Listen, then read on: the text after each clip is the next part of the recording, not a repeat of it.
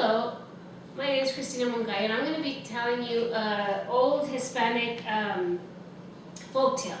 And the title is La Llorona. And nobody knows exactly where it came into be, but I hope you enjoy it as much as my kids enjoy it. So once upon a time, there was this young woman named Maria. And Maria was so beautiful, and she knew it too.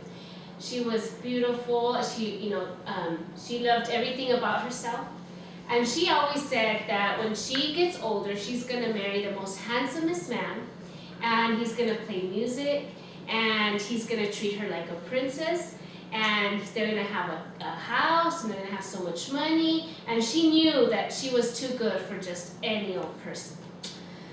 So Maria, as she got older, kind of got to her head that she was so pretty and so beautiful.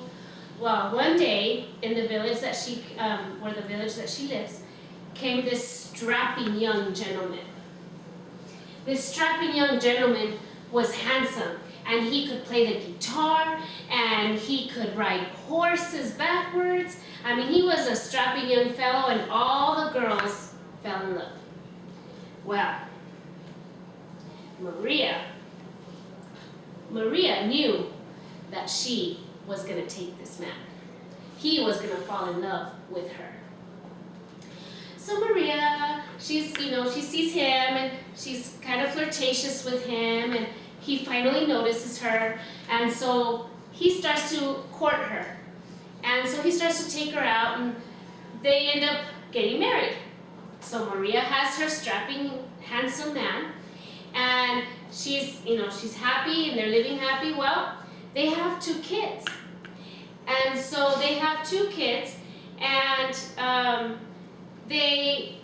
he goes off to work, and she stays home, and all of a sudden, little by little, he's more and more out of the house. Okay, so Maria starts noticing little by little that he's not at home as much anymore. He's spending longer hours at the farm. He's working longer hours at the ranch, and she's starting to notice this. And she's at home with the 2 babies, and she's washing and cooking and cleaning, and she's realizing that he's not around as much anymore. So when she asks him what's going on, Juan, why are you not coming home anymore? Why are you're staying out too late? And he says, well, I have a lot of work to do, and I have the ranch, and I have this, and frankly, since you've had kids, I'm not interested anymore. I'm gonna find somebody younger.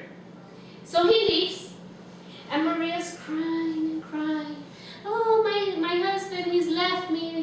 What am I gonna do with all these kids, with the 2 kids, and what am I gonna do? So she says, no, I'm not gonna let him walk out like that.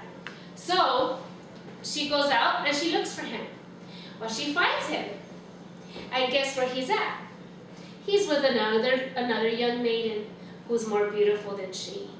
Well, in seeing him, it brings all this rage in Maria. And Maria's so upset because he left her for somebody younger, somebody pretty, and she's so upset. I mean,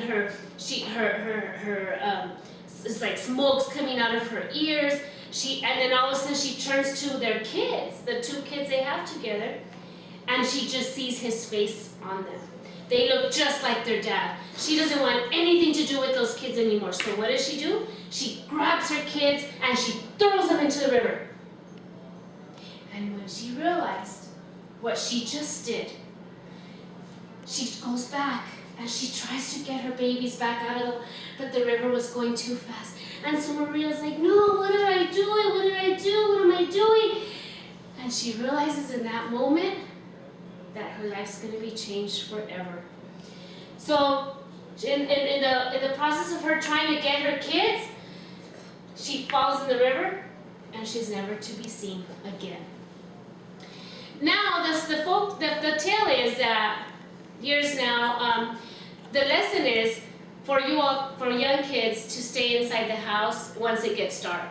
Once it gets dark, Maria is out there looking for her kids. So you need to make sure to have your kids inside the house so that she doesn't try to get them. Because you can still hear on a full moon's night, you can still hear, if you're by a canal or by a river, you can still hear the voice of Maria yelling out, mis hijos, mis hijos. You can still hear her. And it's been known a few times, kids can feel Maria's hand on her shoulder trying to get